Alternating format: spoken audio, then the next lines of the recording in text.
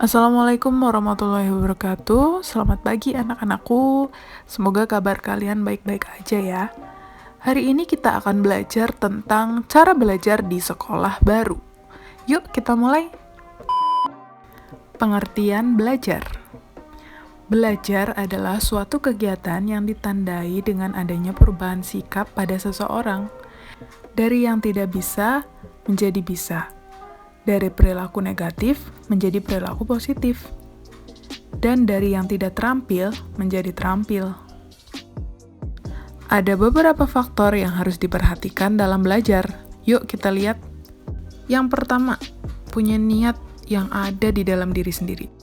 2. Memperbanyak membaca bahan-bahan pembelajaran, baik dari buku, internet, YouTube, dan lain-lain.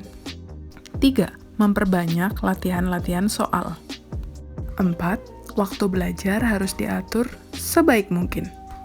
5. Membuat jadwal latihan supaya lebih disiplin.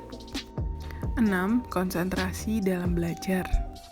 Yang terakhir, tempat belajar diatur senyaman mungkin.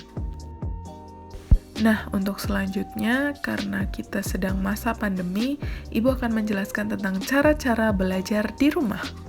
Yuk, kita mulai. Yang pertama, mengatur waktu belajar.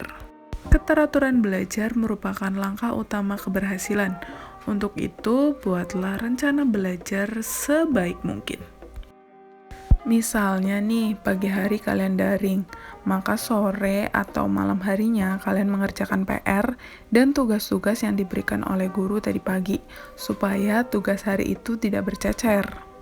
Kalau masih ada waktu nih ya, kalian baca catatan pembelajaran yang tadi udah disampaikan oleh Bapak Ibu Guru, karena masih hangat dalam ingatan supaya lebih dikuasai oleh kalian.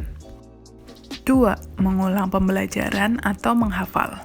Menghafal atau mengulang pelajaran dapat dilakukan dengan cara membaca dan menyimak buku pelajaran, terutama bahan-bahan pelajaran yang ada di buku, yang akan dibahas besok pada saat daring. Ketiga, membuat ringkasan. Selain mengatur waktu belajar dan menghafal pelajaran, kita juga perlu membuat ringkasan, seperti menandai pada hal yang dianggap pokok atau penting dari bahan pelajaran. 4. Membaca dengan baik.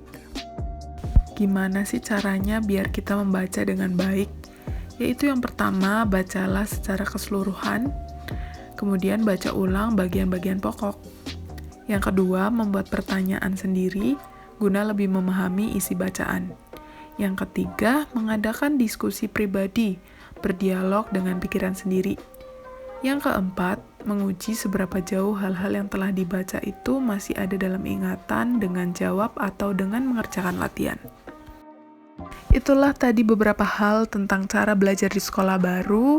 Semoga kalian tetap semangat, tetap rajin dalam belajar, meskipun sedang pandemi dan tidak bisa bertatap muka, tapi tetap harus semangat. Ya, seperti itu ya anak-anakku. Terima kasih apabila ada kekurangan. Ibu mohon maaf. Wassalamualaikum warahmatullahi wabarakatuh. Sampai bertemu di pertemuan berikutnya. Dadah!